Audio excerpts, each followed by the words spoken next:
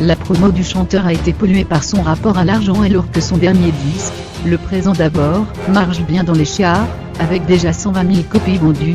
Florent Pagny dit assez mal son marathon promotionnel. Tout est parti des révélations faites par le Parisien sur son exil fiscal au Portugal, après une interview où lui-même en avait parlé. Depuis, la polémique ne faiblit pas et le chanteur est décédé. Invité de Thierry Ardisson dans Salut les Terriens, Florent Pagny a été contraint de revenir une énième fois sur sa décision de partir au Portugal pour échapper à une partie de ses impôts. Il paie tout de même environ 1 million d'euros en France. J'ai un peu l'impression que je vais faire une de mes dernières télés. Je vais peut-être faire mes adieux à la promo et à la télévision en me disant que, finalement, si je suis à la télé, c'est parce que je chante bien, mais on ne parle jamais de ça. On ne me parle que du pognon, du fisc. Moi je suis bavard, je raconte tout, je ne cache rien et à un moment, tu trouves que ça fait un effet pervers, et la meilleure façon de faire, c'est d'arrêter de venir sur les plateaux, a-t-il dit.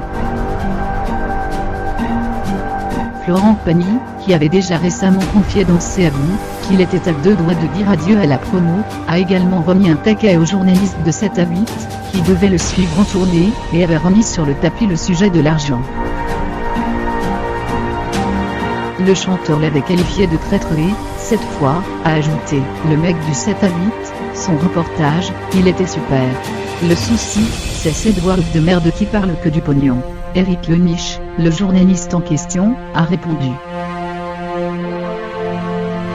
Aucun deal particulier n'avait été passé avec Florent Pagny, et il était prévu que l'on parle d'argent. À aucun moment je n'ai cherché à le piéger, il dit simplement ce qu'il pense, a-t-il confié à Télé Loisirs. Dans cette affaire, Florent Pagny peut en tout cas compter sur le soutien inattendu. Sheila, la chanteuse, invitée de RTL, a refusé de lui jeter la pierre. Il gagne beaucoup d'argent.